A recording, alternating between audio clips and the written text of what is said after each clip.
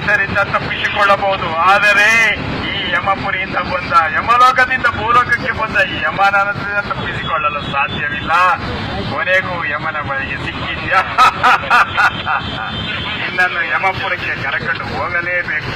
ಚಿತ್ರಗುಪ್ತ, ಇವರ ಮಾಡಿದ ತಪ್ಪನ್ನು ವಿವರಣೆ ಕೊಡಿ.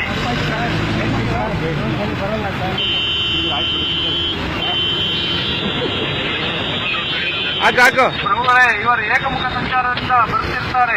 Without helmet ಅನ್ಸದೇ ಬರುತ್ತಿರ್ತಾರೆ ಮಹಾಪ್ರಭುಗಳೇ. ಇವರನ್ನು ನಾನು ಯಮಪುರಿಗೆ